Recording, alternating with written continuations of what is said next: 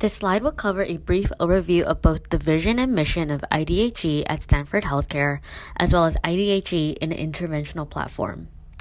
The SHC IDHE vision is to cultivate a workplace in which diversity is celebrated and all people are included, respected, valued, and appreciated as the most valuable asset of Stanford medicine, as well as to ensure our culture is inclusive and diverse and extends to patients and the communities.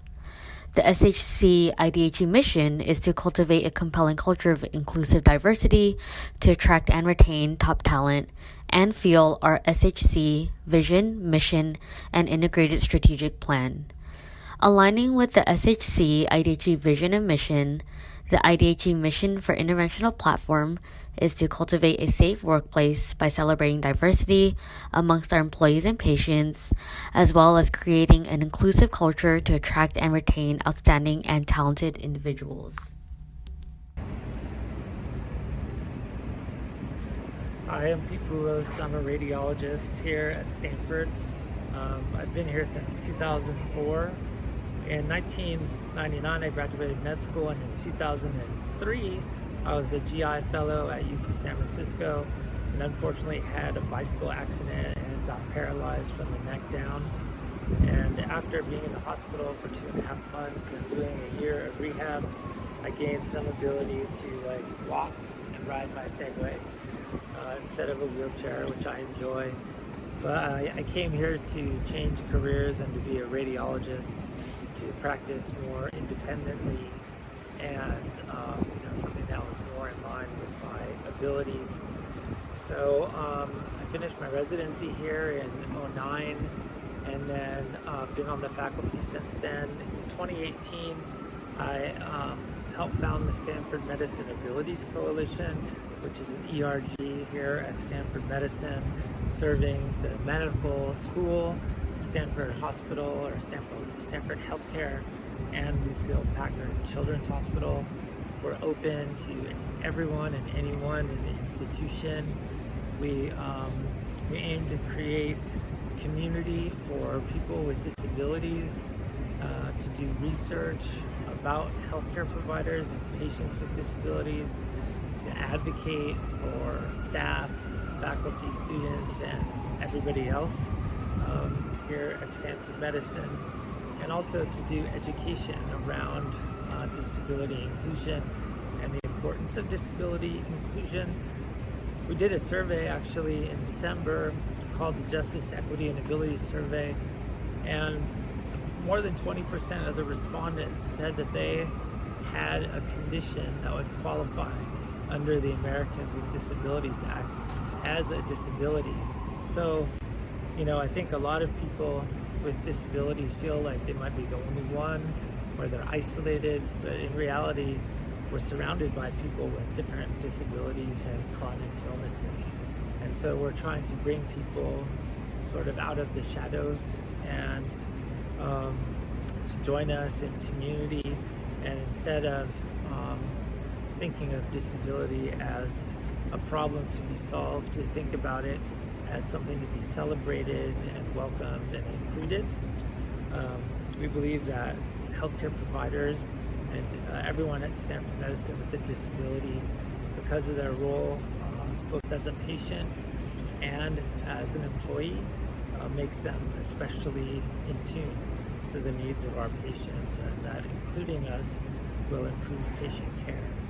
And so I would just encourage all of you watching this to join our ERG, and thanks. National Disability Employment Awareness Month is held each October, and it aims to provide education about disability employment issues while celebrating the many contributions of workers with disability. This year's theme is America's Recovery Powered by Inclusion. It reflects on the importance of ensuring that people with disabilities have full access to employment and community involvement during the economic recovery from COVID-19 pandemic. We need to build, and we must build, an economy that fully includes the talent and drive of those with disabilities. What is a disability? According to the CDC, a disability is any condition of the body or mind that makes it more difficult for the person with the condition to do certain activities and interact with the world around them. According to the World Health Organization, disability has 3 dimensions: impairment, activity limitation, and participatory restrictions. There are 61 million adults, which equates to 1 in 4 adults living in the United States that has some type of disability. Disabilities can create barriers to accessing health care.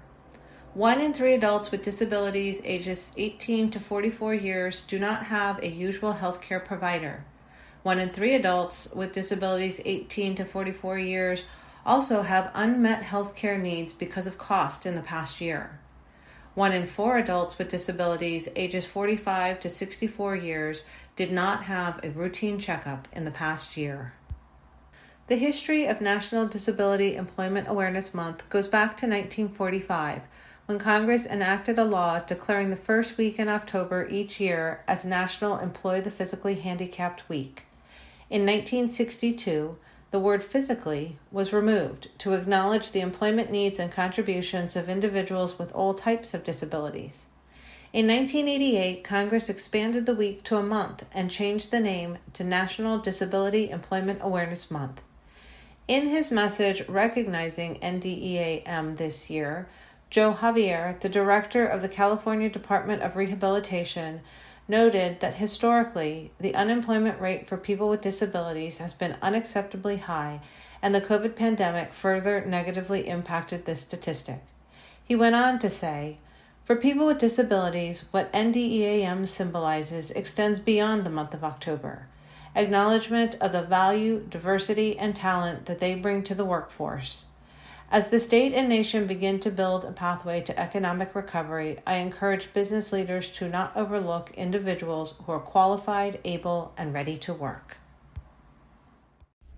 The Civil Rights Act of 1964 prohibits discrimination based on race, religion, ethnicity, or national origin, but fails to include disability.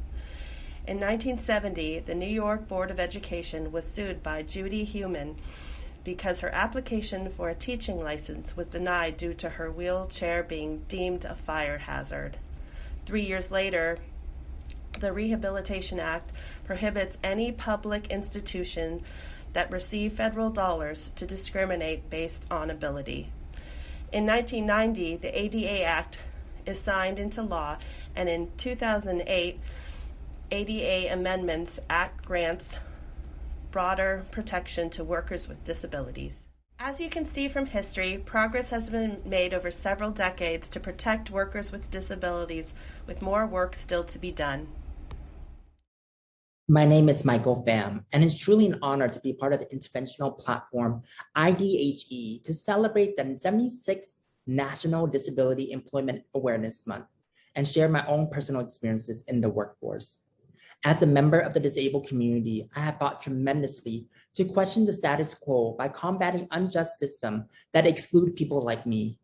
Throughout school, I had to fight for the right to be placed in mainstream courses versus special education. Later, I navigated the bureaucracy of Social Security to keep my benefits while working at an entry-level job. At every academic and social political turn, my experiences revealed who I am, someone who can be a thriving part of society and empower that in others.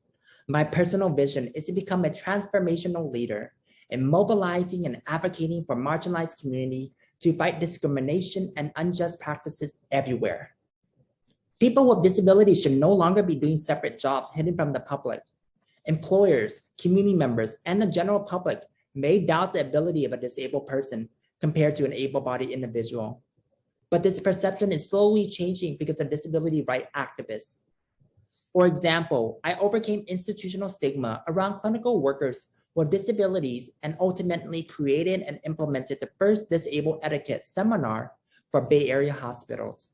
This seminar was a result of a lead volunteer discriminating against me because of my physical disability, cerebral palsy, such that they placed me in a non-clinical work project away from the rest of my peers.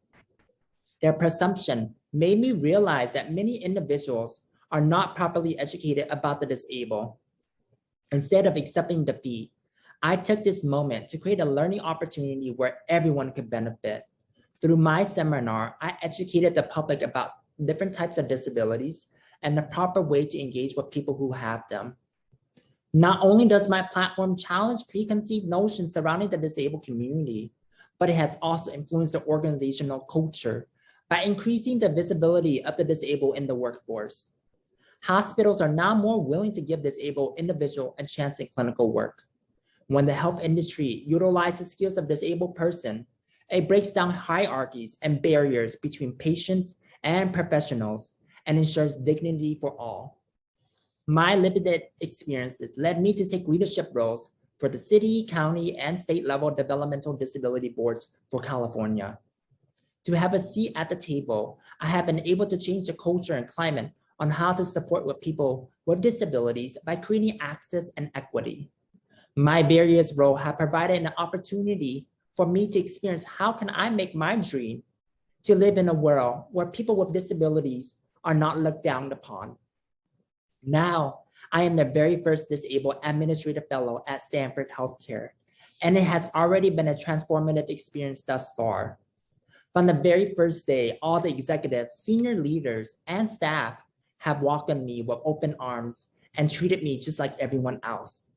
I never had to prove myself to the organization that I am more than my disability, and I firmly believe we can break down systemic barriers in healthcare and create an equity-based framework where people really recognize our potential. This is just the beginning, and I am grateful to be a part of a world-renowned academic medical center where one day I can see myself being one of the first exec on wheels and inspire others that they can too, regardless of their disability.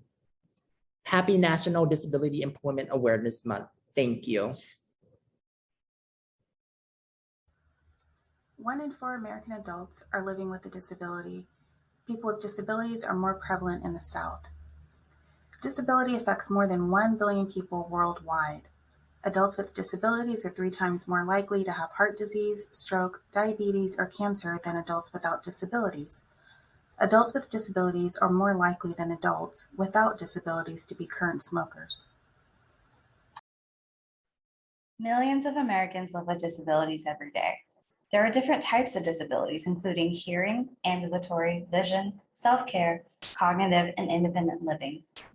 It's important to understand that although the most common type of disability is related to ambulatory difficulty, not all disabilities are physical in nature. We should also note that disabilities can occur in any sex and age group.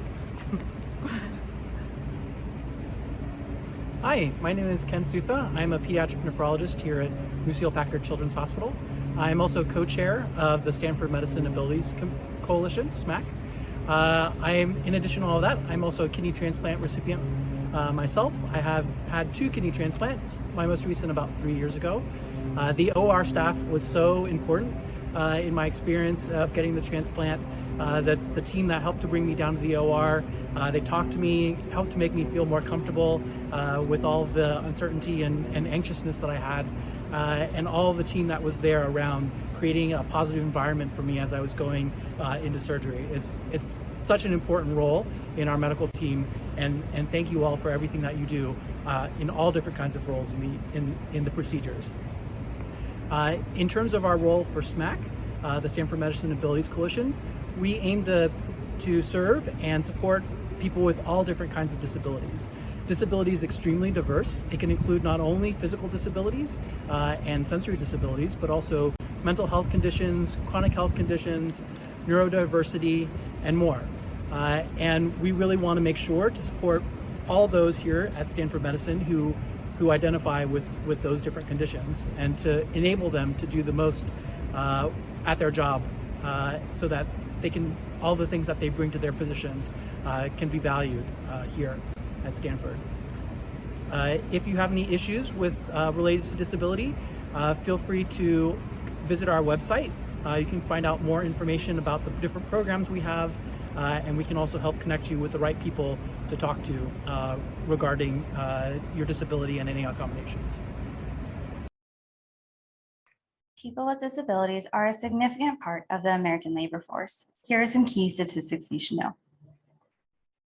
In the wake of the COVID-19 pandemic, the rate of employment in persons with a disability declined from 19.3% in 2019 to 17.9% in 2020. Nearly half of all persons with a disability are age 65 and over. 29% of workers with disability were employed part-time, compared with 16% for those with no disability. And finally, employed persons with a disability were more likely to be self-employed than those with no disability. Here's a framework around inclusion at work for building a disability inclusive organization. What does inclusion at work look like? Leading the way with commitment from leadership at the highest levels and making equal opportunity for individuals with disabilities as an integral part of the company's strategic mission. Building the pipeline through effective outreach and recruitment by developing relationships with a variety of recruitment resources. Businesses should review processes to ensure hiring and retain talent.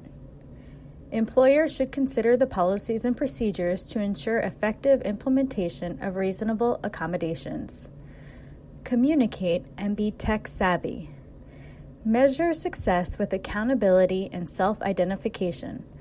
Provide initial and refresher training on disability-related issues as a regular and ongoing component to diversity, inclusion, and health equity initiatives.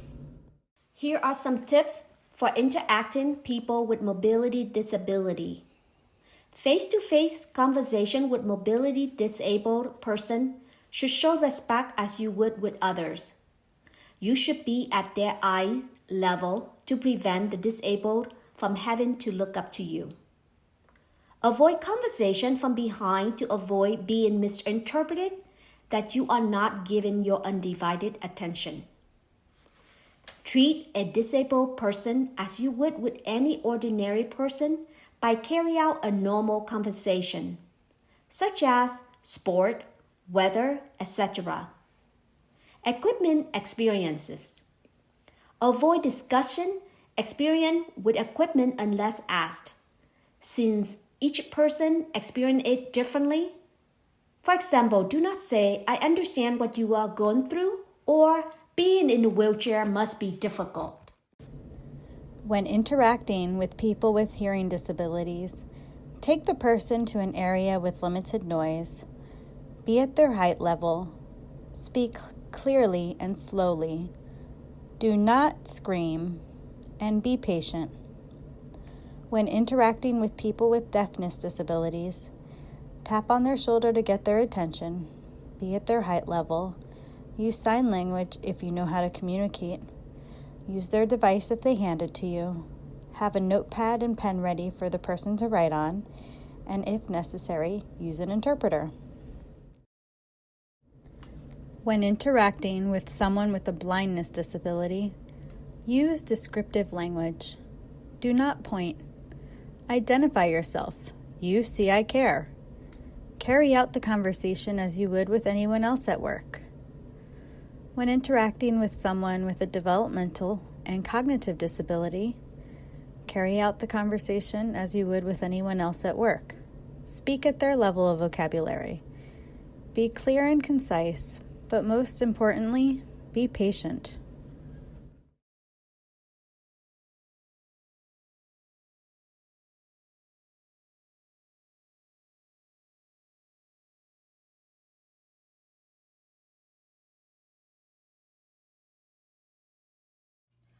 Hi, I'm Liz Roney. I'm one of the APCMs in 500P, and I am here today to share with you my perspective on people with disabilities.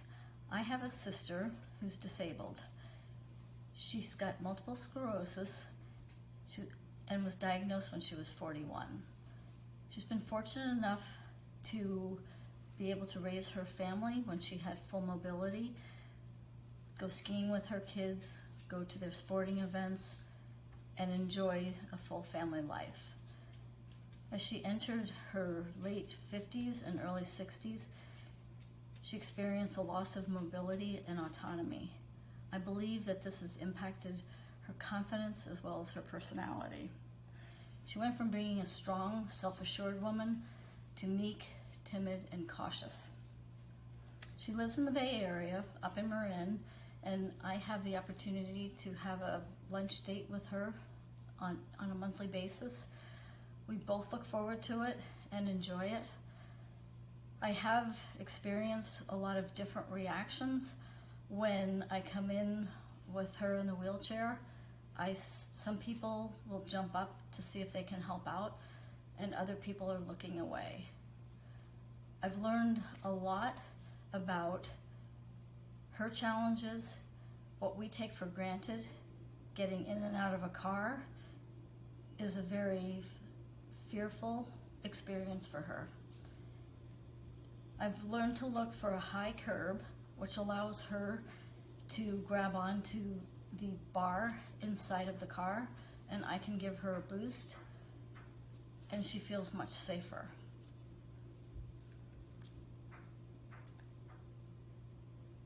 She's been fortunate to have the financial means to pay for her medications, some in-home care, as well as the support of her family and friends. Not everybody has that kind of support, and I believe that it's very important for all people with disabilities to have the access to the medical care, the programs to support them, as well as their medications. I hope that your takeaway from this today is that you see the person and not the disability.